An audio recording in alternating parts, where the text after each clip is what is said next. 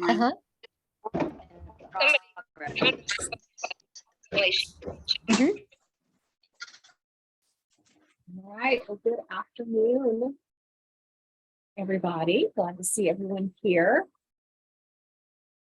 And it looks like as we're coming in, we might not be muted. So you might double check. And if you are not muted, take care of that. All right. So, okay. Well, Melissa, we have several people still trying to join. All right. We'll wait. Just kind of spinning for a minute. Yeah, we'll wait a few minutes, let everyone in. We know that this tends to be very highly attended, so we wanted to give everyone a chance to get on. Just so that you are aware today, what we are doing for today is we had the chat, when we printed off the chat, was about 15 pages long.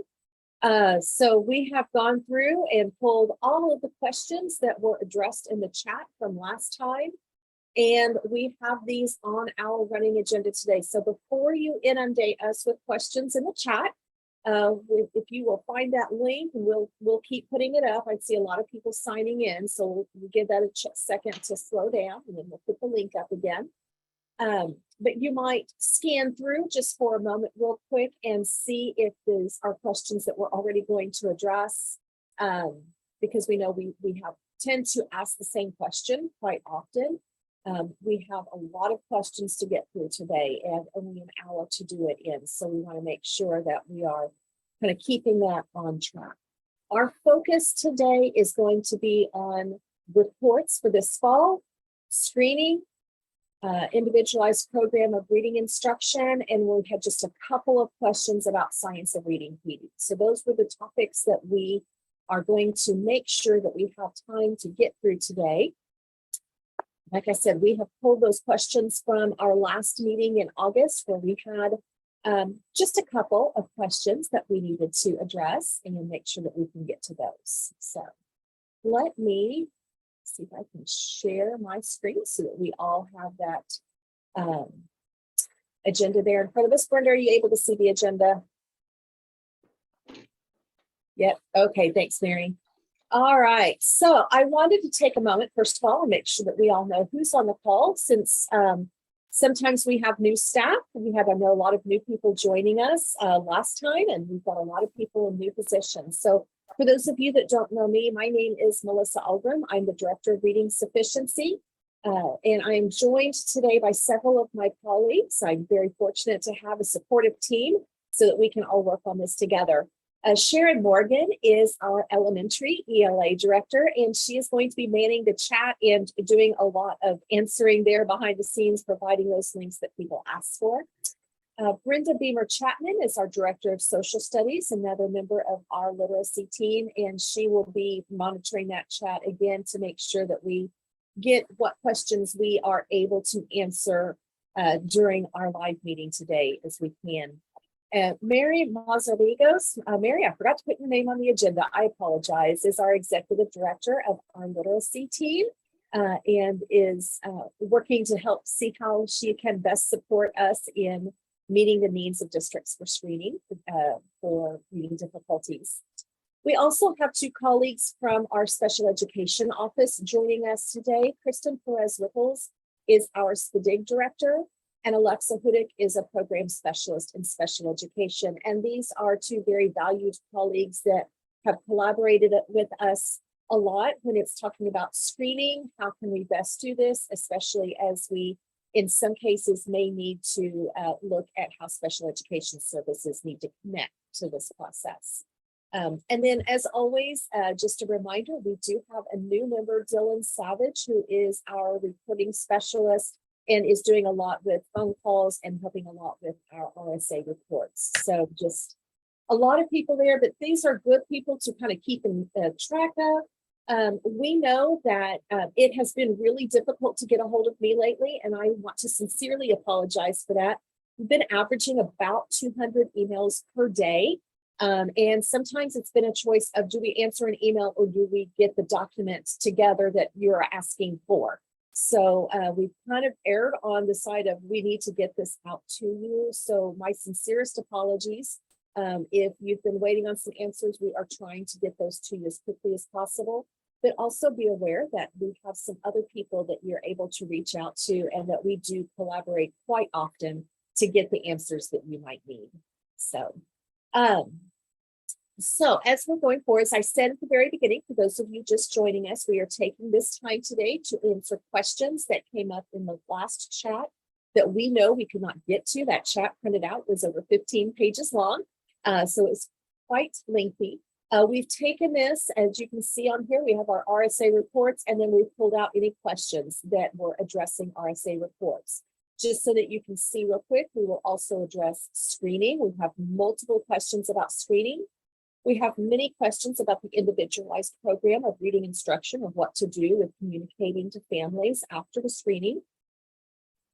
And then we have a few questions about our science of reading professional development. So if you have a question, you are more than welcome to drop that in the chat.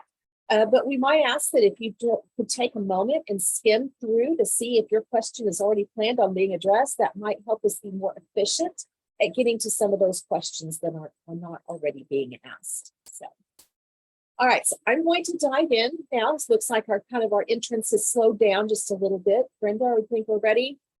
Okay.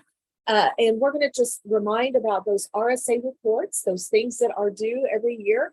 We currently, remember, we do have the RSA timeline that is linked on our RSA coordinator page that lets us know of the 4 reports that are due throughout the year for the Reading Sufficiency Act, and when those due dates are, and the essential information from the legislation that you need to have for that. Currently, we have the beginning of year report open on the RSA survey. You'll see from the screenshot on single sign-on, it's found at the Reading Sufficiency Act survey. There is a tab that says beginning of year report. It is due October 1st, and you can find a quick video tutorial. If you're not familiar with how to complete that report, it's right there. The other report that will be opening is scheduled to open tomorrow, as a matter of fact, on the way, down here on the way, is the 3rd grade promotion retention report. It will be due October 31st. OMES has been very busy trying to make sure that they get the names of students that need to be included on that report preloaded in to make your job a little bit easier. So that, like I said, it is scheduled to be open tomorrow. I'm just getting that final confirmation from OMES, and we will get that available for you. Keep in mind, the Reading Sufficiency Act Annual District Reading Plan was due August 30th. We are currently in the process of reviewing those plans, so you might receive a call from anyone on our team saying, hey, there's something here that we need to fix. Well, all we're asking is that we just get that taken care of as quickly as possible. The sooner we get those plans approved, the sooner you have money in your account to spend. So that's always an incentive for all of us to kind of stay on top of that. There was some confusion. We did address this last time, but just it bears repeating once more. There was some confusion with the fall accreditation checklist asking for the plan to be updated with information about dyslexia screening.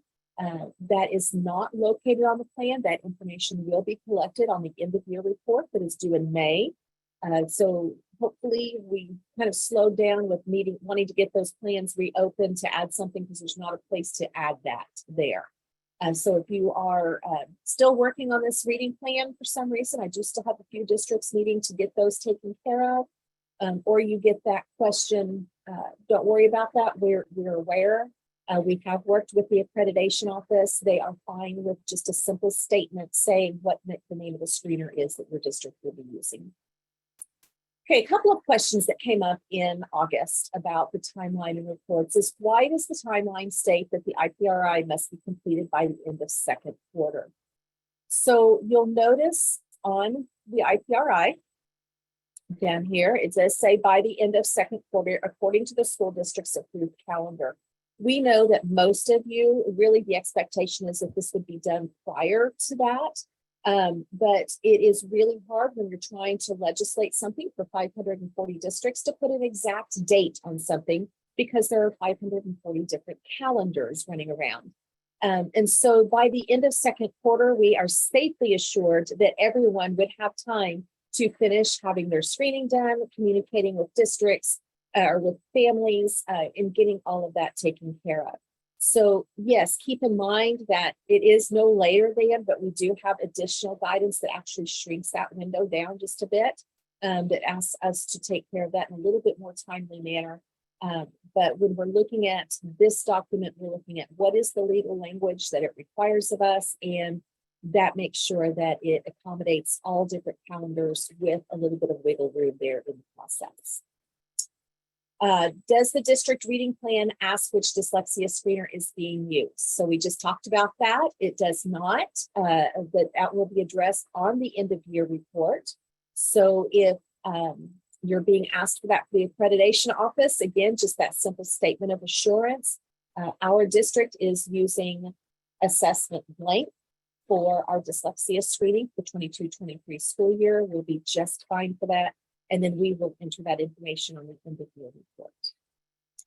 Will the percentage of students that we will screen for dyslexia be reported to the state? Yes, it will be. All of that information on dyslexia screening, those numbers will be on the end of year report. It was either the end of year or beginning of year report. Beginning of year was too early for most of our districts to have that completed and to be able to report out those numbers. And we promised you we would not create a fifth report to have to complete this year. None of us want that. So the end of year report was the logical solution. Why do we report the number of at-risk kindergarten students on the beginning of year when they don't meet an IPRI until mid-year? That's a great question, and that comes up often. So if you will recall, the legal language was changed a couple of years ago that allows us to delay writing the intervention plan for our kindergarten students until mid-year, which allows them some opportunities to get used to formal schooling, to kind of get on the same page with everything, and just to plain get used to being with a teacher and not having a nap during the day and not being able to do all those things they've been doing for the first 5 years of their life. However, the beginning of year report is the data that is used in order to establish our funding. So we know that we want to make sure that we're including those kindergarten students in those funding counts. It also gives us a baseline number to be able to start working with. So even though we do not write that reading plan until mid-year, we do still assess the beginning of year at the beginning of year for kindergarten to be able to get a baseline, to be able to see about where our kids are. That does a lot to inform our instruction.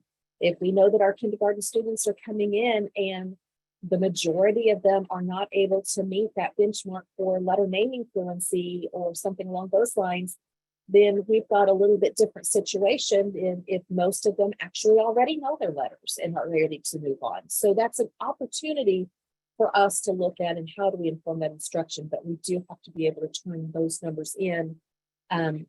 It's that or create a mid-year report and not get funding for those students. And that can be pretty significant for some of our districts. So again, sometimes it doesn't appear to make sense, but if you're looking at how all of it works together, that is the solution that we have to work with. Okay, Brenda, I'm going to stop there for a second, okay? Because we know, I know what most of the questions are going to be around our screening, but are there anything here that's coming in that we need to address right now with reporting? No, Sharon's doing a great job of answering the questions in the chat, and a lot of them are about specific questions about screenings. Okay, gotcha. And we'll just move on to that next part then. So we have our universal and our dyslexia screening. Okay, so first of all, let's just start with the elephant in the room. We know that there's been some confusion about some of the different screening elements. As we've spoken with some vendors, we've had to have some conversations and reminders about this is exactly what was submitted for approval. This is what has to happen. Just like with any other large organization, sometimes not everyone speaks to one another. But we think we have things worked out, and we're just going to move forward from there. What that did do, however, unfortunately, was say in a couple of our screeners, there was a subtest that needed to be given that districts were not aware of until the end or close to the end of their beginning of year benchmark window. And that's through no fault of our districts, who are trying to do everything possible that they can do to meet the needs of their students. So after looking at that, we have found that we are able to extend that window to make sure that we're giving that additional battery no later than the end of the mid-year screening window. So for example, if you are giving a screening assessment and you did not realize you needed to do a rapid automatized naming assessment with that, you do not need to get it done right now. It's fine. You can if you want to, but between now and the end of the mid-year benchmark window, give that rapid automatized naming to students who need that subtest. Okay. If we are needing to, again, we also put out a newsletter last week saying we can extend that timeline for communicating to families by the end of the second quarter. If you're needing to give that additional subtest at mid-year, then follow up with families by 30 days after, which would be what our timeline is for kindergarten students being assessed at mid-year as well. Hopefully by then we will have everything settled down. Next year we will be on a little bit more firm schedule of where our original guidance lay, but we knew that right now we needed some grace. You all need a lot of grace to be able to work with that. Our vendors need some grace.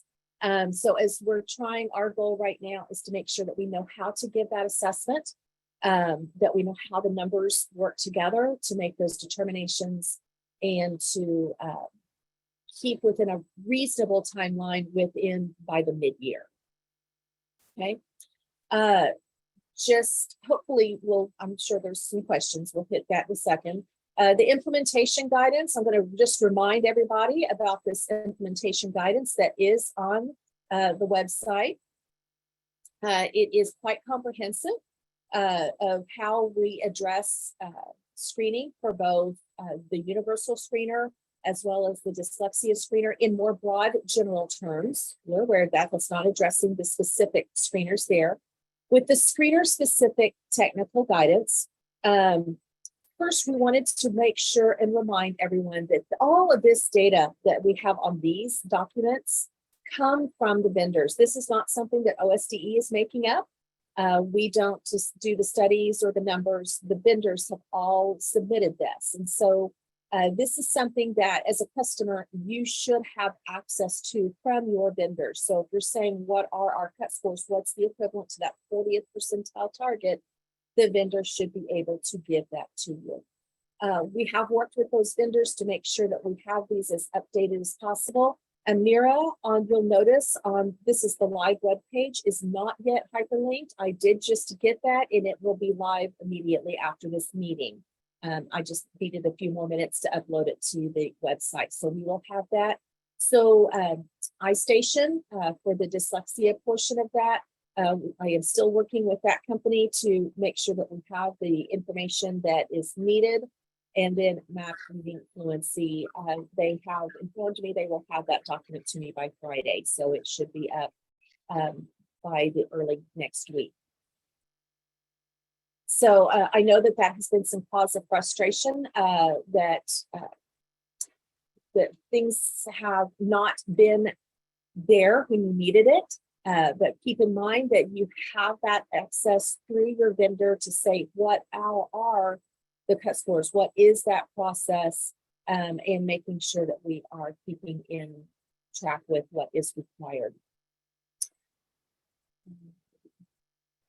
Also, finally, what we're needing to know is this family letter for characteristics of dyslexia. So we do know that we have a requirement that if a student is at risk for characteristics of dyslexia, that districts need to send home information and resources for families to be able to know about what is dyslexia. So this is something that will satisfy that requirement. This can be sent home. It talks about what is dyslexia, what is the screening process that we are using in Oklahoma. Again, it is general, it is not screener specific, so this can be used for any district. We're using any of the approved screeners.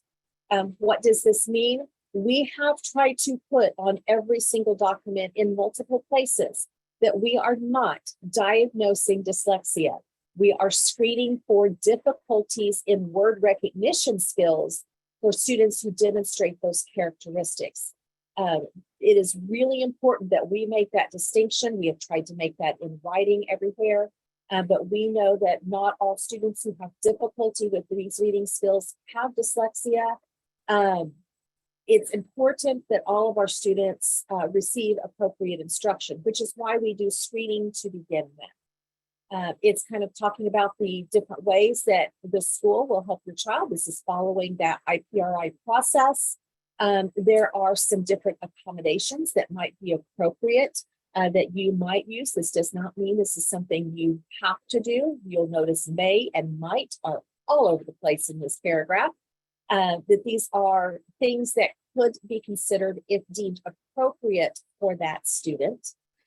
How will the family partner with the school, knowing that in the IPRI we have a place to write down ways that the family can practice. And if you'll recall in that larger screening guidance there towards the back, there are several pages full of activities for students who are struggling with those skills that can be used to help fill in that section of the IPRI.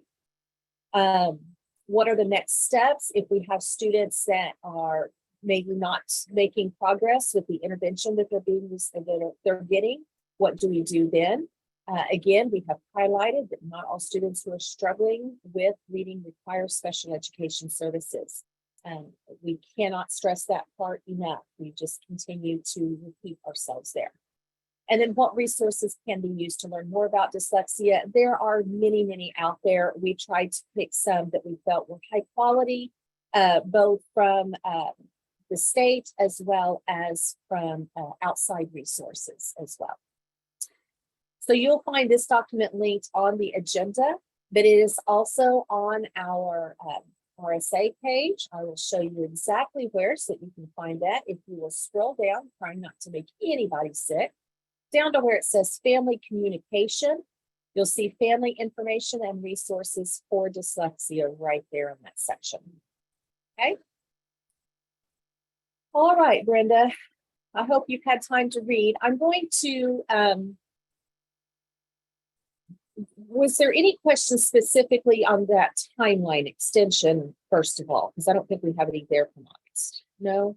Okay. No, I don't think so. And Sharon answered a few about, okay, just have to give it once and things.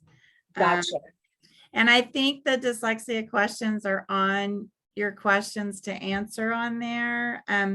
But I will just say I've gotten several questions about do we have to screen students on an IEP that aren't able to take a test, like a severe autistic kid or nonverbal student? Perfect. And I think that's our Which I know it's on your questions there. Yep. So we'll get there. So I'm just going to go in order. Otherwise, I'm afraid I will forget to answer a question. Yeah. So let me start at the top and move on down. Is it okay to use two different screening assessments? Yes, it is. That is up to you. It's probably not the best use of your time or funding, but there is nothing that prevents that if there's something that causes you to want to do that. Melissa, can I jump in there for just a minute? Because I think we had a question like that. So you can use two different ones, but there are ones that have the past with it. You can't use the past with something different. And I think one of the questions was, we have Acadians and it has to have past, but we also have a MIRA. Can you use a MIRA and Acadians? And I believe the answer there would be no. If it says Acadians in past, that's your dyslexia screener, or a MIRA. You can't replace them. I hope that made sense. That's a great clarification, Sharon. So when we're talking about universal screeners, that's just, they're standalone. You can use one or more than one of those. But if we're talking about dyslexia screeners, then you're exactly right. You have to use the dyslexia screener as it is fully described. And for 4 of those, that includes the past that accompanies that.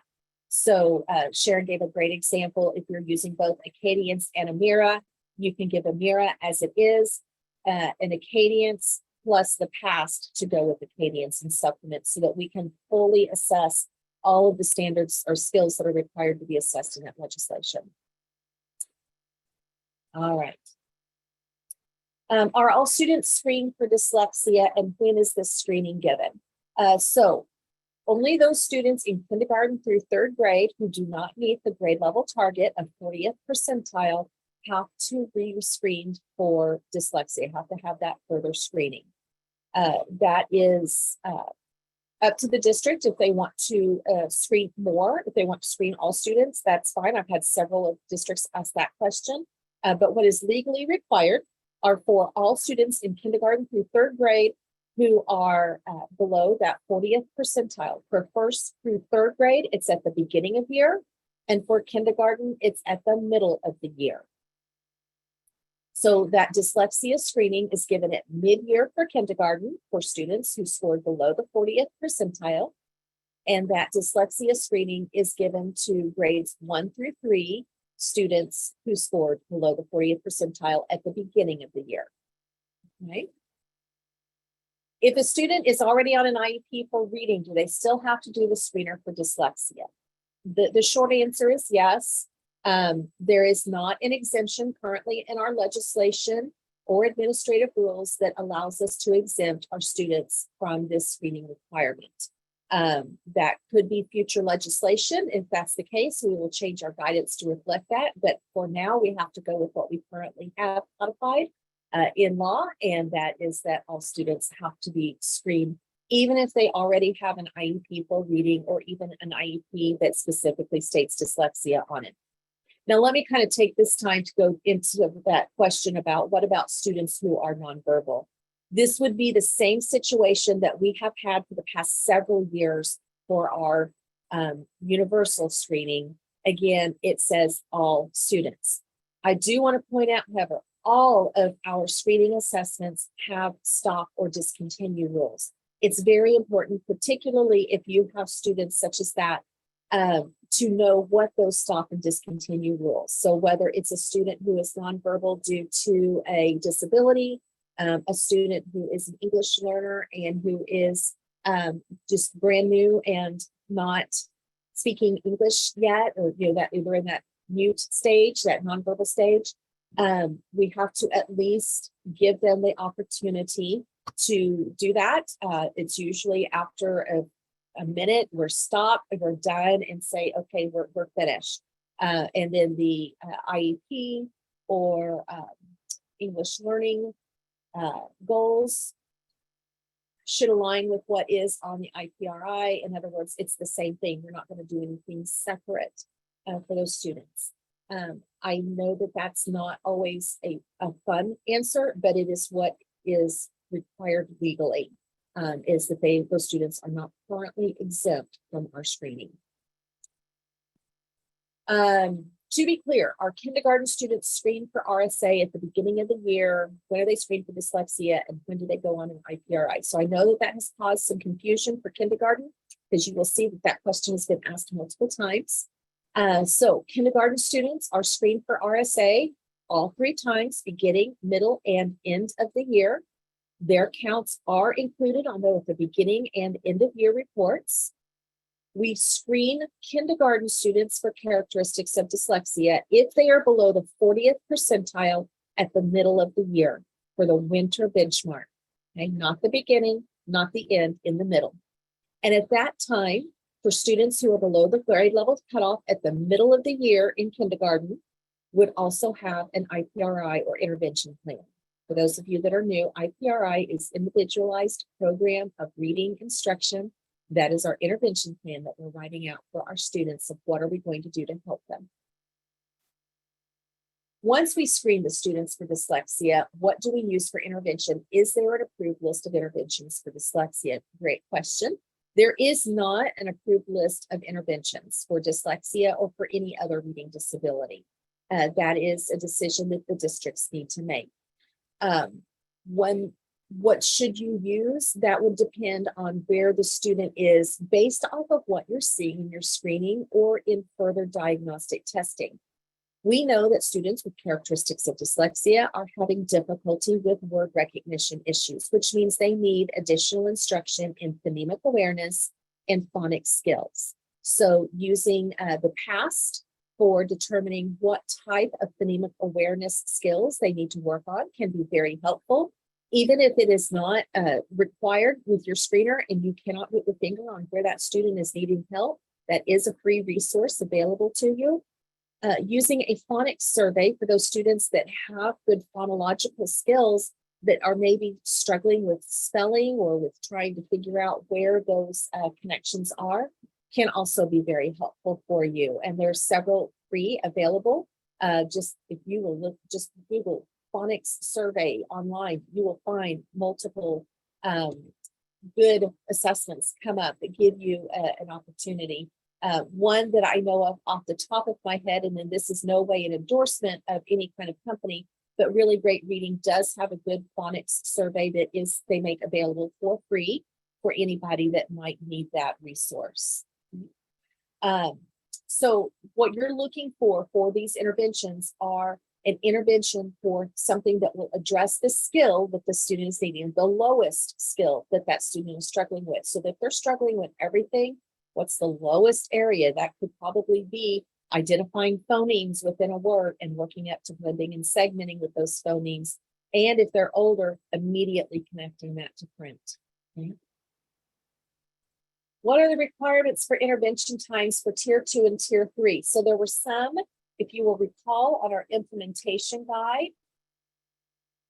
There is a chart here on page 5 that listed some suggestions. And if you'll notice, I'm going to point this out, this keeps getting forgotten. It says recommended, not required, but some recommendations for how often and how long these students should meet.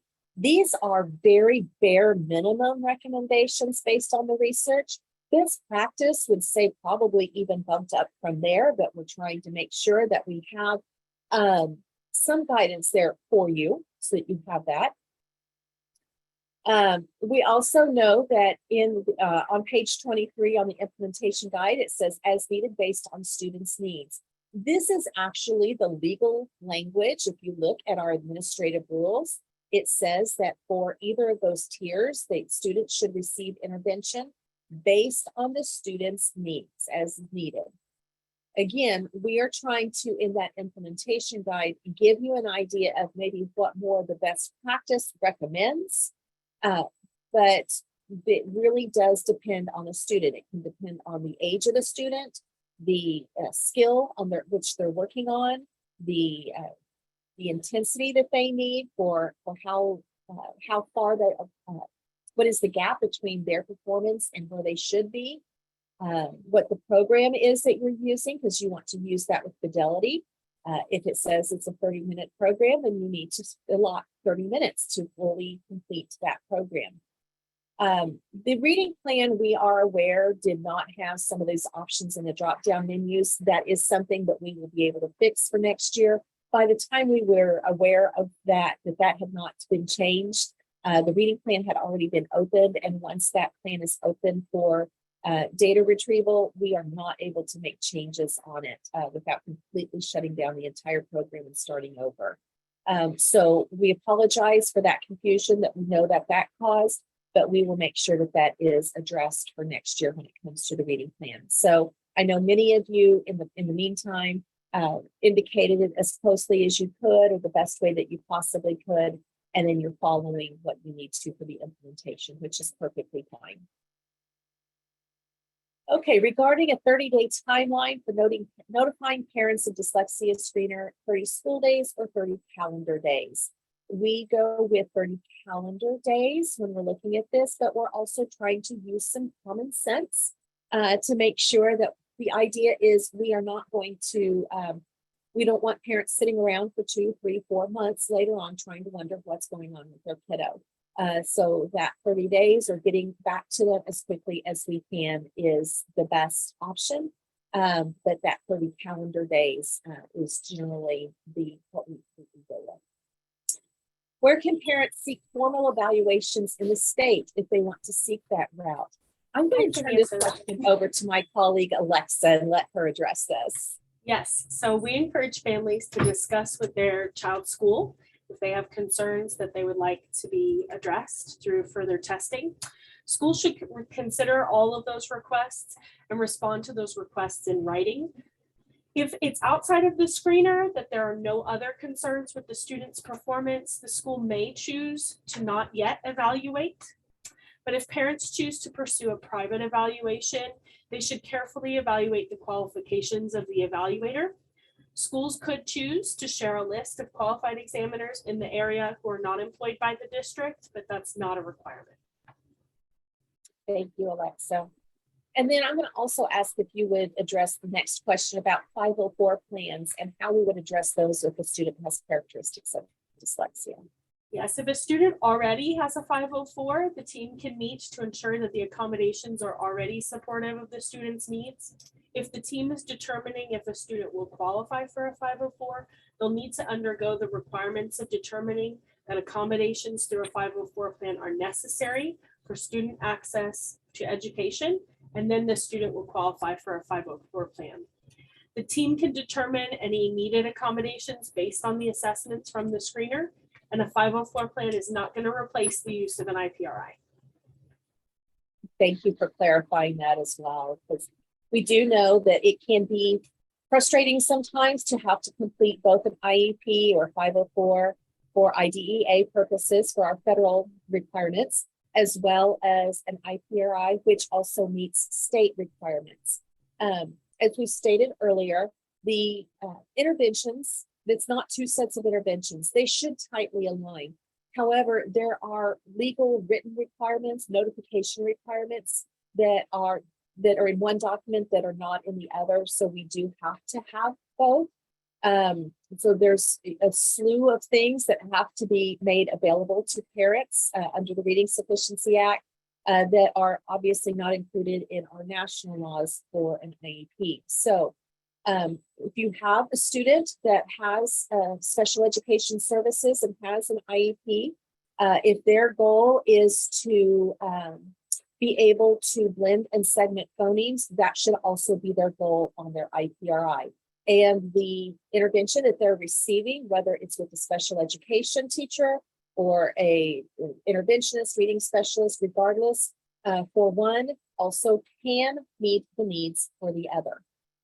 It doesn't always, there can be separate interventions. You can double dip if you need to. If you have a student going to special education and you have the resources available and they also want to see the reading specialist, but you do not have to say, this is our special ed time, this is our RSA time. Or the other thing we get is this is our RSA time and our RTI team time. They are all serving the same purpose. They should all be working together. So it shouldn't be a separate set of interventions for each.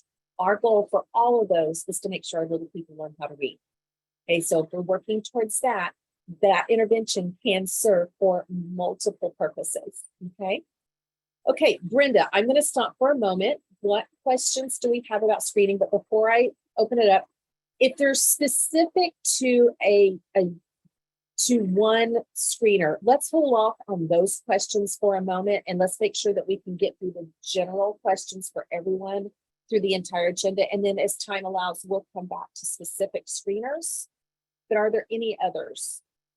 I think you've answered all the questions except for the specific ones. Okay. And I do want to make one note. Let me come back to our coordinator page. Let me check real quick. Okay, our cast link was not working earlier. That has been fixed. So just be aware for those of you, because I saw a couple of things in the chat that it had been is broken. It was broken earlier. It's been taken care of. I've had a couple of notes about people who use STAR. Just going to pull this one up. Sorry. Two questions that come up that I think we can take care of pretty quickly with this one. When do we switch from early literacy to reading? Okay, we have tried to add that information here. Kindergarten and first grade, as a general rule, should be using the early literacy part, which is focused more on the separate word recognition type assessments. By the beginning of second grade, should be moving to STAR reading if they are moving the way that they need to. So STAR reading is when we start reading with connected text. If we are not able to get to that connected text, that can be a bit concerning by the second grade level. That means we've for not able to read in sentences and short paragraphs by that point, there is a concern. I have been made aware that Renaissance did update their standard scores to their norms about the middle of last year, and I did not have access to those. I have contacted Renaissance. They are getting them back to me. I've had some wonderful friends across the state send me those scores. However, for something to post on the state website, I do feel that I have to get this directly from the company to make sure that we are getting those scores that they can stand behind, because this is the document that reflects their work. So if you are seeing that discrepancy, what I would recommend is use the scores that you have directly from the vendor, from the company. They will have that. Thank you, and always make me aware when you see that discrepancy so that I can visit with the vendor to make sure that we have the current information, but we want to make sure that that's available for you. So be aware, we are aware of that issue. We are getting that taken care of so that we can get that for you so that you have that as a quick resource. Okay, Individualized Program of Reading Instruction, or IPRI. First thing is, I did want to say first that the requirements for what has to be on the IPRI are spelled out in our legislation. You can find the direct link to the law right here. And it basically states that the parent of any student who has been found to have a reading deficiency and is not meeting grade level reading targets, again, 40th percentile, and has been provided that program of reading instruction shall be notified in writing of the following. And then it lists 8 different things here that have to be included on that IPRI. So that's one of the things that has been our guide as we develop the sample IPRI that we have posted on the website that many of you use to make sure that we have all of those requirements being met. We currently on the website have a printable PDF as well as a fillable PDF. It's been asked that we make available an editable Word document. I'm happy to do that. We were hoping to get it done for today, but we needed to have some other things taken care of first. So it will be made available as soon as we can. But I wanted to make sure that if you have that editable Word document, it is up to you as a district to ensure that you are meeting the full requirements of that legislation. So we provide the sample for you so that you don't have to worry about that. If you have some changes you want to make, unfortunately, we are not able to review changes to all 540 districts that might be made. So it is up to the district to make sure that you are meeting the requirements so that when you are showing the IPRI document to your accreditation officer, that you can support that all of those requirements are being met on that document. The question that we get sometimes is which students should have an IPRI, and this is for all of our K through 3 students who are below the 40th percentile on the universal screener. Okay. Recall also, we talked about last time that there is an addendum document. We know that sometimes we need to get the IPRI done. We get our universal screening done, and we want to, our conferences are coming up pretty quickly, so we need to first visit with our parents before we have a chance to finish the dyslexia screening. Or in some cases this year, have not had all of the information that we needed to be able to complete that dyslexia screening. So you do have as a document, as an optional document for your use, is this addendum to be able to attach to the IPRI at a later time to just say what were some of the adjustments that needed to be made after we had additional data from the dyslexia screening. If you do not need to use this document because you get it all done beforehand, then don't use it. It's fine. It's an optional there for those of you that might need it based on the timeline for your district. And then finally, we do know that students who are promoted through an exemption, Pathway 3, or through the Student Reading Proficiency Team, Pathway 4, must be provided intensive reading instruction until they are able to demonstrate grade level targets in reading. And this is the language specifically from that legislation, okay? So for our students past 3rd grade, in 4th and 5th grade, that we still need to be able to provide intervention for. We had in our mistaken wisdom, tried to combine everything into one document so that we wouldn't have all of these pieces of paper running around. That was a complaint that we had heard, that there were too many pieces of paper running around. And it sounds like we condensed it too far. So with having the 4th and 5th grade on that main IPRI document, it made it very confusing for districts. So we removed that, and we have a document that can be used for documentation purposes to make sure that we have that intervention in place for 4th and 5th grade students. What is required for our 4th and 5th grade students who are promoted through exemption or through a committee is that they receive additional instruction, that intensive intervention, and that we need to document that. If it's being documented through an IEP because they are in special education services, that takes care of it. You've got the intervention and it's being documented. If you do not have another way of documenting that intervention, this form will help you with that. So, but you need to have a way that you can, if Joe Smith was receiving additional intervention as required in 4th or 5th grade, how can you prove that? Whether it's through an IEP or through this form. And it's just a very shortened form of the IPRI so that we have that right there.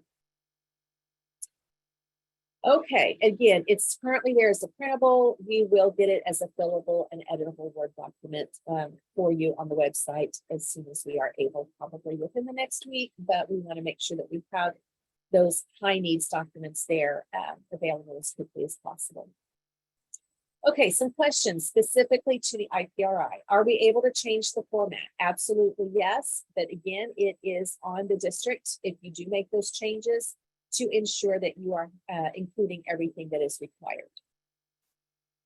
We used to have an SRPT meeting form for 1st and 2nd grade. Do we still have to use that? Yes, those were around for quite some time.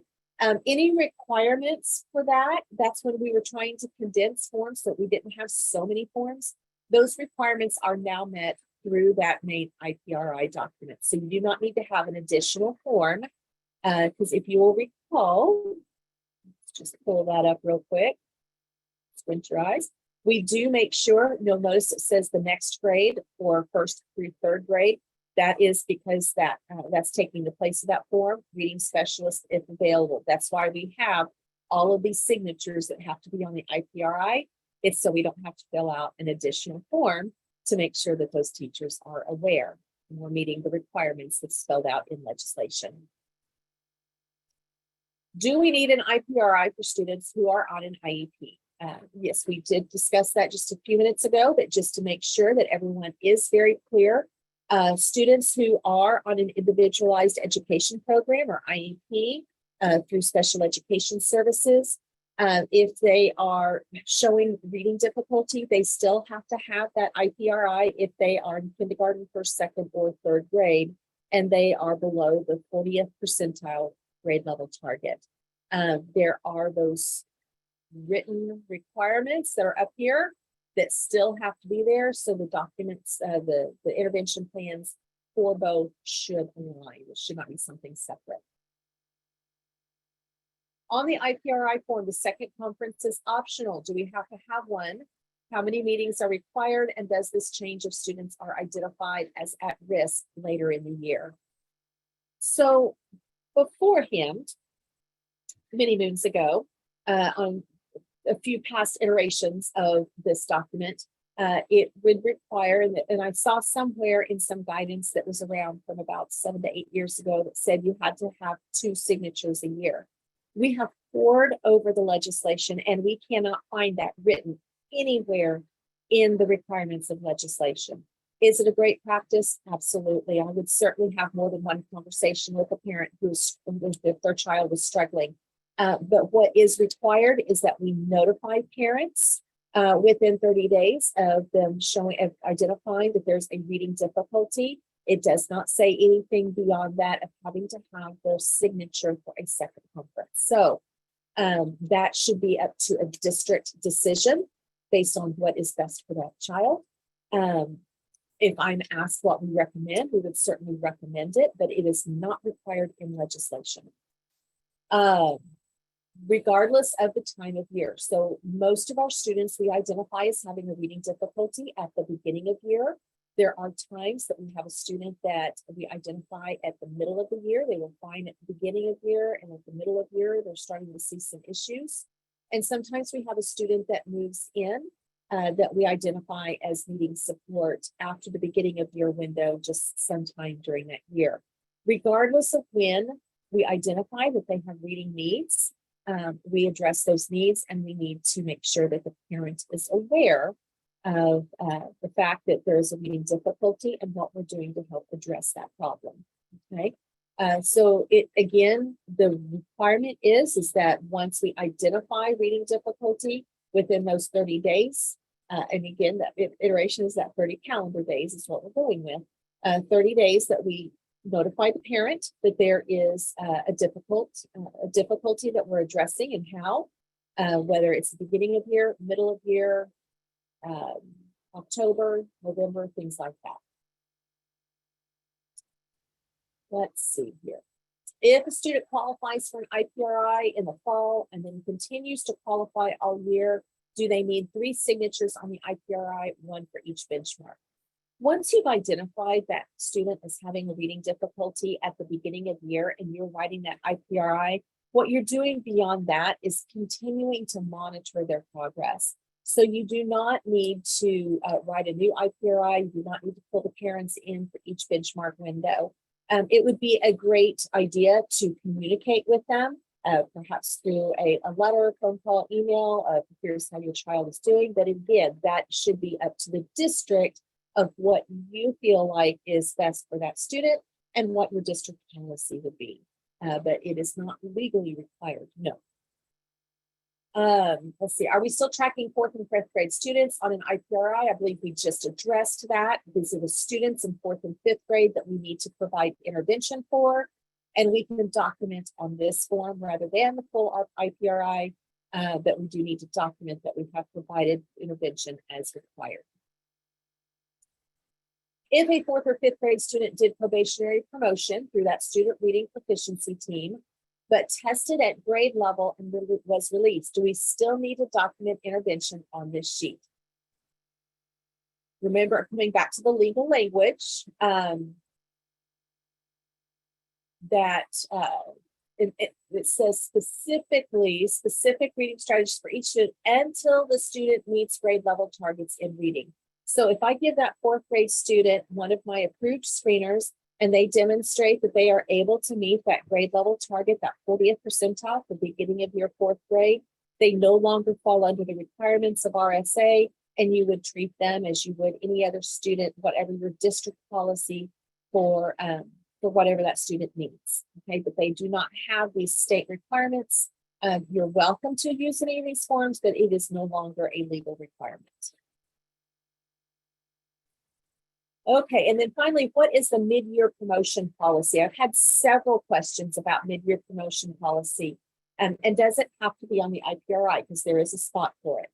So I pulled out the section in the legislation that talks about the mid-year promotion policy. There are also administrative rules that have been developed specific to the mid-year promotion. This is specific for 3rd graders who were retained, and that the school feels that prior to November 1 would be ready to move to 4th grade rather than continuing their 2nd year of 3rd grade. So it is just the short answer, and I'll let you read that, all of that on your own, because I know that you have it there. It's easy to find. But just coming back up here to the requirements for the IPRI, I'm going to draw your attention to number 8. The specific criteria and policies of the school district for mid-year promotion is implemented. It has to be on, basically, is one of the required components of the IPRI. So yes, there does have to be a district policy about mid-year promotion, and it does need to be provided through the IPRI. Whether you copy those words there, you attach it to a piece of paper that says see attachment on the actual document. But you do need to be able to provide that for parents so that they are aware of that. Okay, IPRI questions, Brenda. And I realize we are running, only have about 4 minutes left. We're pretty close to it. We're going to keep on going until we finish our agenda. even if it's a few minutes late, because I know that there's some questions people needed to get to. A lot of our questions are specific to the screeners, but there was one that just came through. If a student prior to third grade meets benchmark, do they have to have an IPRI if they don't meet beginning of year in third grade?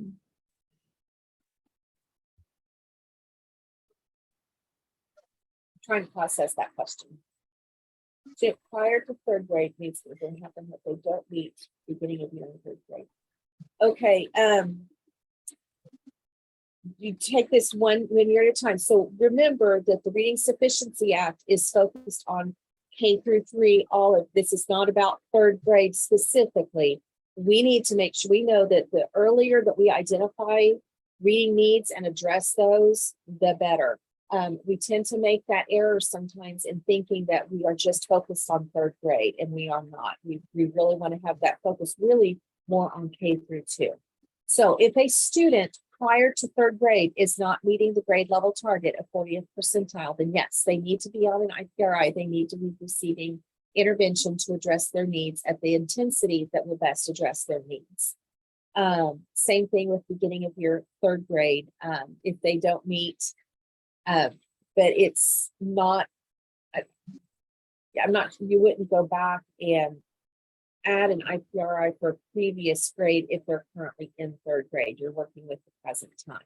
So if I did not understand your question, you can let us know later. But if they score above the end of year third grade, okay, that makes a little bit difference. Okay, so we get this question sometimes. So if you will recall, we do have a clause in our legislation that says a student who scores above at or above the end of year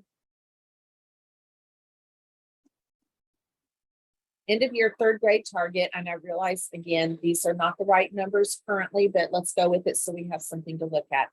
So if I have a second grade student, let's say that scores on STAR reading at a 969 when meets the end of year third grade target.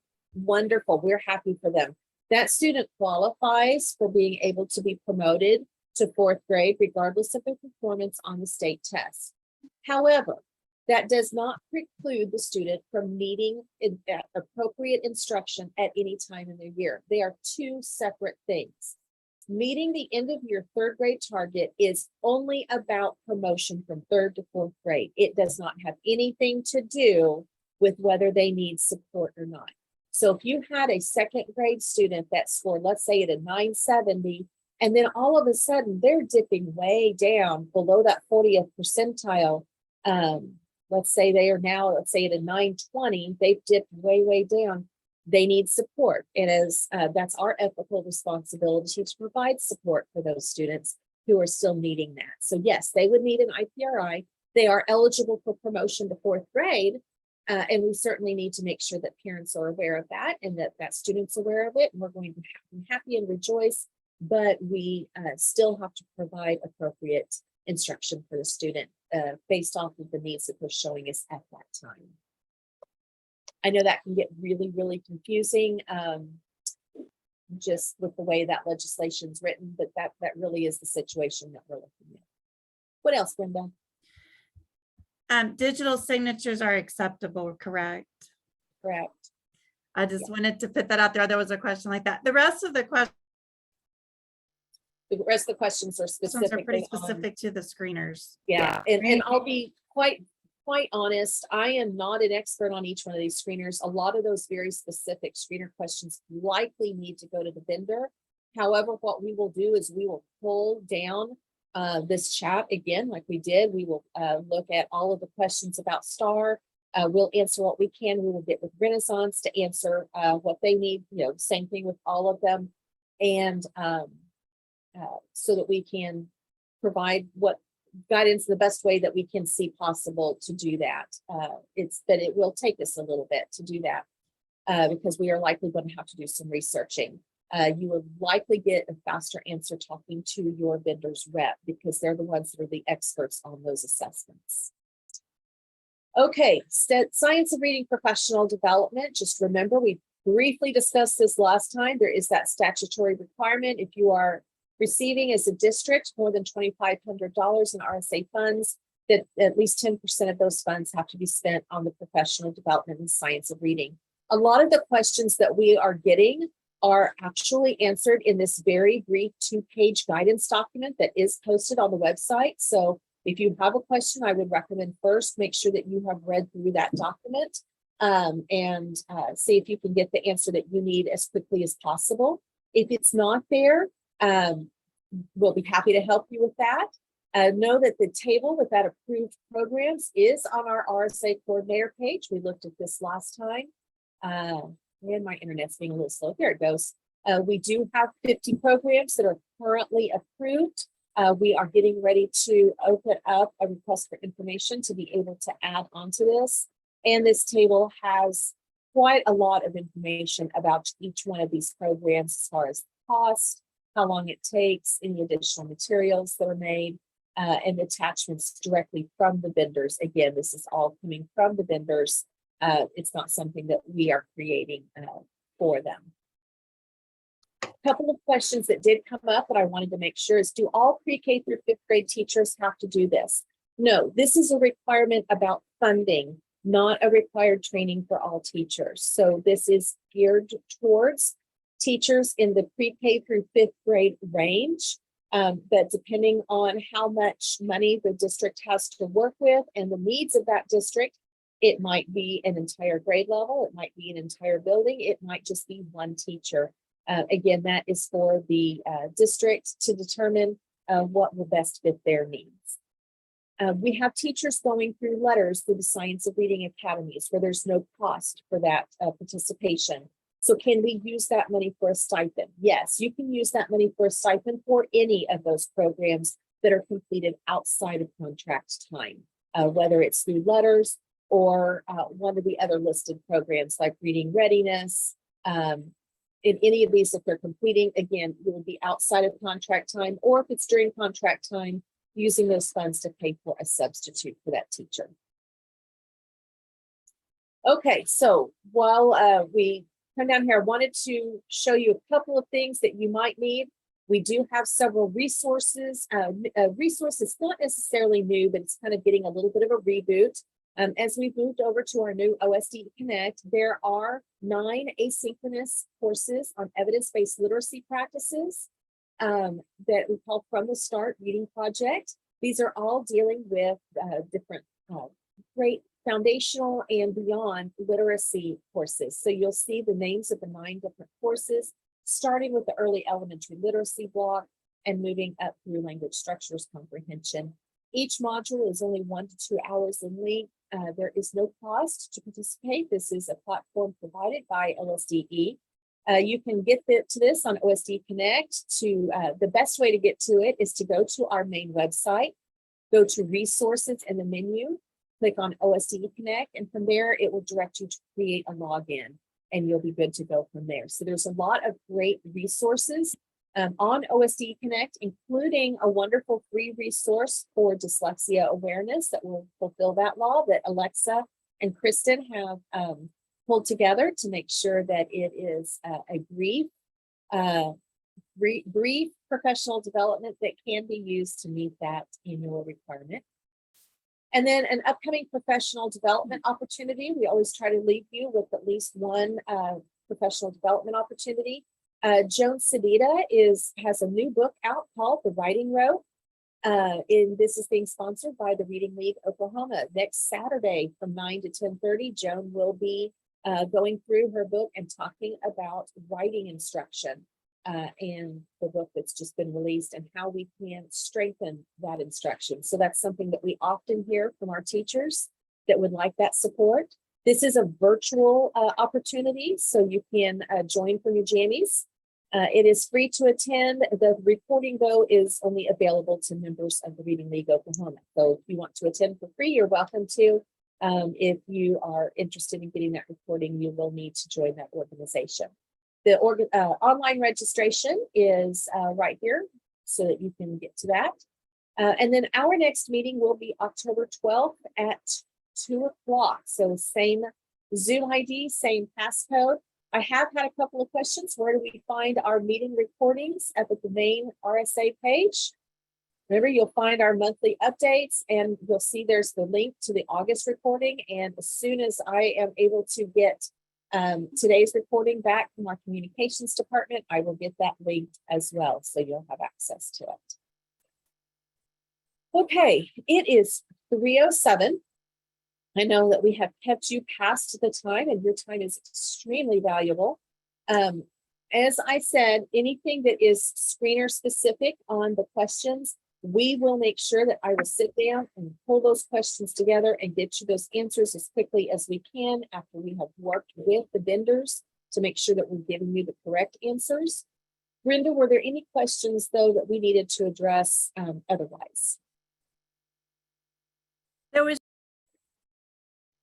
Oh, you muted yourself.